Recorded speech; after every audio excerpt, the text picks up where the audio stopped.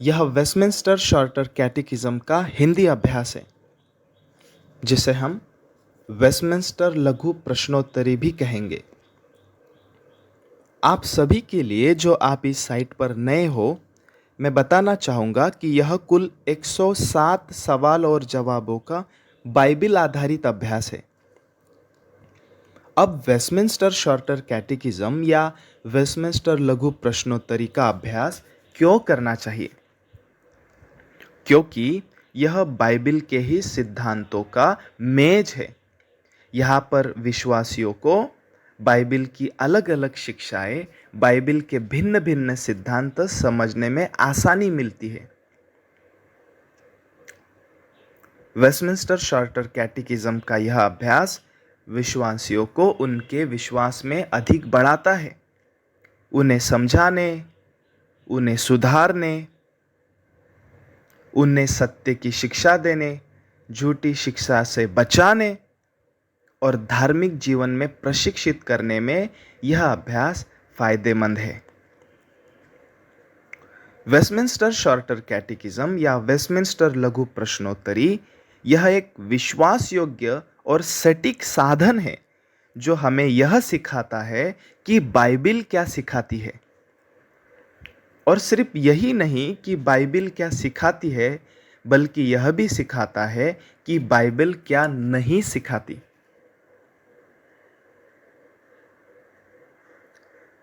तो आसान भाषा में यह अभ्यास हमें प्रभु में अधिक बढ़ने और हमारी आध्यात्मिक कमियां दूर करने में भी फायदेमंद है, और साथ ही साथ हम विश्वासियों की जो बाइबिल अध्ययन में जो गलतियां हैं, उन गलतियों को भी यह अभ्यास सुधारता है।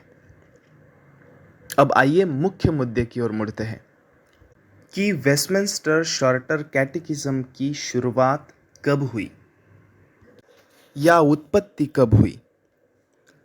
तब इसकी उत्पत्ति 17वीं शताब्दी के मध्य में हुई थी और इसके पीछे इतिहास है। अब इस इतिहास को समझने की कोशिश करते हैं। इसके लिए हमें पहले शताब्दी में जाना पड़ेगा। जब पहले शताब्दी का विषय हो तो प्रेरितों के बारे में हम सीखते हैं। यह वही प्रेरित है जो 12 थे और जिनका चुनाव खुद प्रभु यीशु मसीह ने किया था, जिन्हें नए नियम में कलीसिया की नींव भी कहा गया है। अब प्रेरितों का समय होने के बाद हम देखते हैं कि कलीसिया को भारी मात्रा में सताव का सामना करना पड़ा, और फिर समय बीतने के बाद कलीसिया की बाहरी वातावरण में बहुत सारी विवाद और कंट्रोवर्सीज उत्पन्न होने लगी। कुछ लोग उठ खड़े होने लगे, कुछ समूह उठकर खड़े हो गए और कहने लगे कि प्रभु यीशु मसीह प्रभु है ही नहीं। स्पष्ट रीति से वो प्रभु का ईश्वरत्व इनकार करने लग गए। ठीक उनके विपरीत कुछ और समूह थे, वो यह कहने लगे कि प्रभु मनुष्य है ही नहीं। इसका मतलब वो स्पष्ट रीति से प्रभु यीशु मसीह का मनुष्यत्व इनकार करने लग गए थे। अब ऐसी कठिन परिस्थिति में कलीसिया जो वचनों को थामे थी, जो वचनों को धरे हुए थी, उन्होंने ठहराया कि हमें पहचानना या इस बात में भेद करना चाहिए कि बाइबिल क्या सिखाती है और क्या नहीं सिखाती। और नतीजा यह निकला कि उन्होंने क्रीड्स तैयार की ताकि विश्वासी गणों को यह समझने में आसानी मिल जाए कि हम क्या विश्वास करते हैं और क्या विश्वास नहीं करते। और यह कार्य बहुत ही प्रभावी कार्य रहा। इसके द्वारा कलीसिया वचनों को थामे थी, और उसी प्रकार 16वीं शताब्दी में परमेश्वर ने रेफर्मेशन कलीसिया में सुधार का कार्य लाया, और भटके हुए लोग जो वचनों से भटक गए थे, बिछड़ गए थे, वचनों से फिर गए थे, बैक टू द बाइबल बुलाए गए, बैक टू द गॉस्पल बुलाए गए। बाइबल की सच्चाई की ओर बुलाए गए। यूरोप से लेकर अलग अलग कंट्रीज की लोगों ने भी यही तरीका उस समय में अपनाया। उन्होंने भी बाइबल आधारित क्रीडल स्टेटमेंट्स और कन्फेशन बनाए ताकि लोग बाइबल की उचित शिक्षा की ओर मुड़ सके।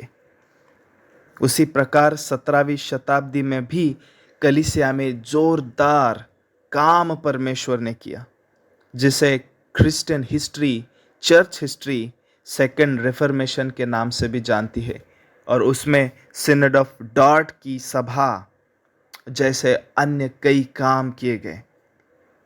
और आज से ठीक 350 साल पहले प्रतिष्ठित धर्मशास्त्री लंदन में एकत्रित हुए थे और 1 जुलाई 1643 को अंग्रेजी सांसद के आदेशों से 121 पासबान और धर्मशास्त्री एकत्रित हो गए और उचित शिक्षा और उपासना और उचित आराधना के तौर तरीके और चर्च ऑफ इंग्लैंड की कलीसिया में भी सुधार लाने के निर्देश दिए गए। एडमंड केलामी जो उस समय में स्थित थे, वह यह कहते हैं कि सुधारना का यह काम इतना आसान नहीं था। सुधारना का यह काम सुधारना के कार्य में ही सुधार लाने जैसा था। इस समय में फिर से कन्फेशंस लिखे गए, नए निर्देश लिखे गए जो बाइबल आधारित थे, परमेश्वर का वचन आधारित थे। और इसका कलीसिया को झूठी शिक्षा से बचाने के लिए बहुत फायदा हुआ। यहाँ पर प्रोटेस्टेंट मंडली के सबसे सफल कार्यों में वेस्टमिंस्टर कैटेकिज्म और वेस्टमिंस्टर कन्फेशन ऑफ फेथ यह काम थे, जिसको हम आज भी प्रभु की आशीष के रूप में हमारे हाथों में देखते हैं। और इन सारे कामों का लक्ष्य एक ही था, वह है ताकि मंडली, कलीसिया परमेश्वर के वचनों को सबसे महत्वपूर्ण और ऊंचा स्थान दे सके। इसके अलावा वेस्टमिंस्टर कैटेकिज्म जो तैयार की गई, इसे परिवारों और मंडलियों में शिक्षण देने के लिए एक प्रभावी साधन के रूप में डिजाइन किया गया। स्कॉटिश प्रेस्बिटेरियन कहते हैं कि दूध और भारी अन्न एक ही डिश में नहीं देना चाहिए। इसीलिए लार्जर कैटेकिज्म और शॉर्टर कैटेकिज्म ऐसी 2 प्रतियां बनाई गई। लार्जर कैटेकिज्म मसीह में विश्वास में परिपक्व लोगों के लिए और शॉर्टर कैटेकिज्म मसीह में नए विश्वासियों के लिए। 1648 में लार्जर और शॉर्टर कैटेकिज्म को मंजूरी मिल गई और उपयोग में लाया गया। शॉर्टर कैटेकिज्म में कुल 107 प्रश्न और उत्तर है और यह मसीह में विश्वास के मूलभूत पहलुओं को प्रस्तुत करते हैं। सबसे पहला प्रश्न, मनुष्य के जीवन का उद्देश्य क्या है, यह सत्य प्रदर्शित करता है। प्रश्न 2 से लेकर 38 सिखाते हैं कि परमेश्वर, पवित्र वचन, त्रेक प्रभु, सृष्टि, परमेश्वर की योजना, पाप, मसीह और सुसमाचार के बारे में क्या विश्वास करना चाहिए। प्रश्न 39 से 107 सिखाते हैं कि परमेश्वर मनुष्य से क्या चाहते हैं। आज्ञाकारिता, विश्वास, पश्चाताप, अनुग्रह के माध्यम और प्रार्थना की प्राथमिकता।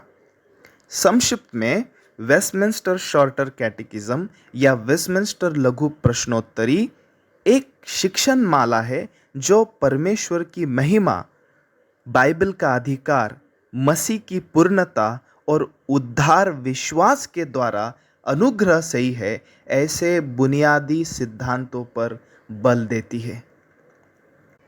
अब मसीह में मैं आपसे विनती करता हूँ कि आप वेस्टमिंस्टर लघु प्रश्नोत्तरी से अभ्यास कीजिए और मेरी यह आशा है कि यह अभ्यास आपके मसीह जीवन में और प्रभु की महिमा करने में बहुत फायदेमंद होगा।